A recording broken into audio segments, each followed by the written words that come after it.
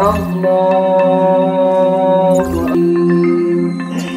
সাথে মিল রেখে একদিন আগে সোমালিয়া, ইকুয়েডর, নাইজেরিয়া ও পাকিস্তানের কিছু জায়গার সঙ্গেও মিল রেখে জালকাঠির রাজাপুরে ঈদ উল আজহা উদযাপন করেছে অর্ধশত পরিবার। শুক্রবার সকাল 7:30 ঘটিকায় উপজেলার মাঠবাড়ি ইউনিয়নের ডহরশঙ্কর গ্রামের নাপিতের হাট বাজারের দারুস সুন্নাহ জামে মসজিদ মাঠে এই ঈদের জামাত অনুষ্ঠিত হয়। নামাজ শেষে তারা কেউ পশু কুরবানি করেননি। ওয়ালটন আবারও মিলিনিয়ার অফারে ওয়ালটন ফ্রিজ কিনে আপনিও হয়ে যেতে পারেন মিলিয়নিয়ার। ঈদের নামাজ পড়ান হাফেজ নুরুল ইসলাম। তিনি জানান, 2013 সাল থেকে মধ্যপ্রাচ্যের দেশগুলোর সঙ্গে মিল রেখে রোজা ও ঈদ পালন করে আসছে ডহরশঙ্কের গ্রামের কিছু মুসল্লি।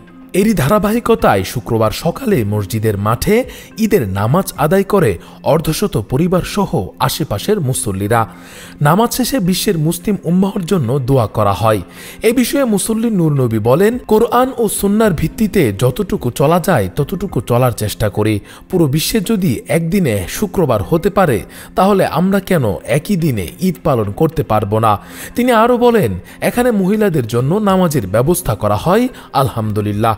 আরেক মুসল্লি বলেন, আমাদের সবার এই দিনে ঈদ পালন করা উচিত। আমরা কাজ করছি এটা মানুষকে বোঝানোর জন্য, বাকিটা আল্লাহর ইচ্ছায়। এই বিষয়ে মসজিদের সভাপতি রিপন হাওলাদার জানান, 2013 সাল থেকে সৌদি আরবের সঙ্গে মিল রেখে ঈদ ও রোজা পালন করে আসছি। এতে অনেক বাধা আসে, তবে বর্তমানে আর কোনো বাধা নেই। আল্লাহু আকবার। ওয়ালটন আবারও মিলিনিয়ার অফারে ওয়ালটন ফ্রিজ কিনে আপনিও হয়ে যেতে পারেন মিলিয়নিয়ার। মিলিনিয়ার ছড়াছড়ি দেশ জুড়ে, এটা শুধু ওয়ালটেনই পারে।